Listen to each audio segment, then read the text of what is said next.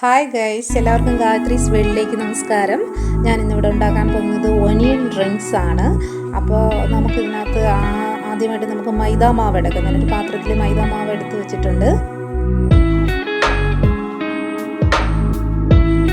പിന്നെ അടുത്തതായിട്ട് വേണ്ടത് മുളക് പൊടിയാണ്.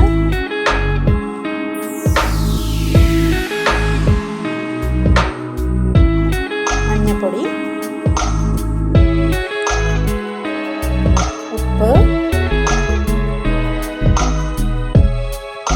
ഗരം മസാല. അതിനുശേഷം നമുക്ക് വെള്ളം ഒഴിച്ച് ഇത് നന്നായിട്ടൊന്ന് മിക്സ് ചെയ്തെടുക്കാം.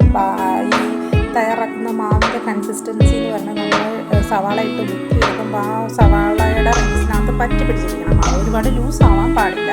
നമുക്ക് ഏകദേശം ഈ പരുവത്തിൽ വേണം മാവ് എടുക്കാനായിട്ട്.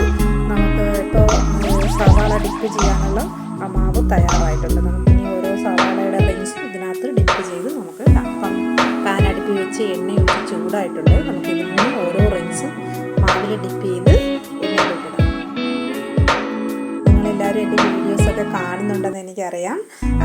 എല്ലാവർക്കും നന്ദിയുണ്ട്. ഇനിയും നിങ്ങളെല്ലാവരും എൻ്റെ വീഡിയോസ് കാണുകയും ലൈക്ക് ചെയ്യും സബ്സ്ക്രൈബ് ചെയ്യുകയൊക്കെ വേണം. അപ്പോൾ അതെൻ്റെ മുന്നോട്ട് ഇനി എനിക്ക് ഒരുപാട് വീഡിയോകളൊക്കെ ഇടണമെന്ന് ആഗ്രഹമുണ്ട്. അപ്പോൾ നിങ്ങളുടെ ലൈക്കും സബ്സ്ക്രൈബും അനുസരിച്ചായിരിക്കും ഞാൻ ഇനി വീഡിയോകൾ ഇടുന്നത്. അപ്പോൾ എല്ലാവരും എന്നെ സപ്പോർട്ട് ചെയ്യണമെന്ന് ഞാൻ പറയാൻ.